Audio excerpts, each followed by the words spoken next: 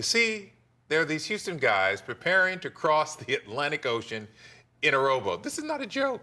It's a nearly impossible feat, but as Larry Seward tells us, they are motivated by a Houston hero.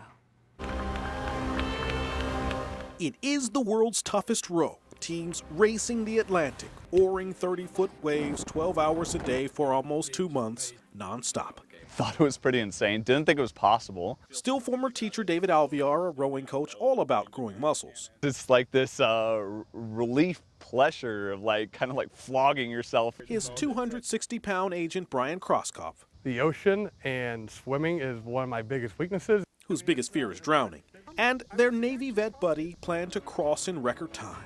For hundreds of years, man has wanted to get across the ocean and explore, and to me this is the new age way to do that. They'll squeeze into a boat the size of an F-150, cramped with food and survival gear, helped only if they flag down passing ships. But they're confident the Anne, built to honor Anne Sullivan, can conquer anything.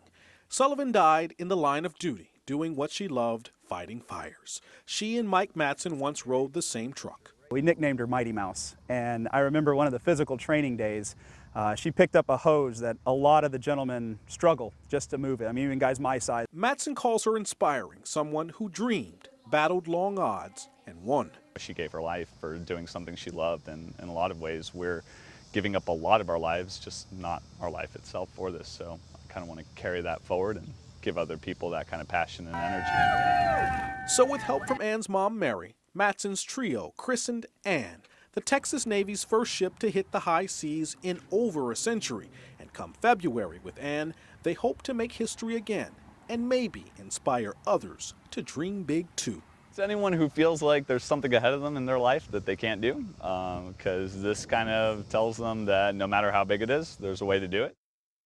To appreciate how daunting a task this is, organizers say there have been more people in space and more people up Mount Everest than crossed the Atlantic in a rowboat. Houston's team leaves in December. Their goal is to be home in time for the Super Bowl. Lynn and Mia, back to you.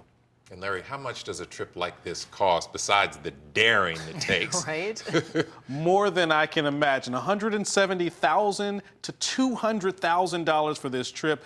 Sponsors contribute. Those three guys that you met, they really chip in most of that money, but they are raising money through their website, Race the Atlantic. Anne Sullivan was really quite special, and it's really great that they're doing this. Thanks, Larry.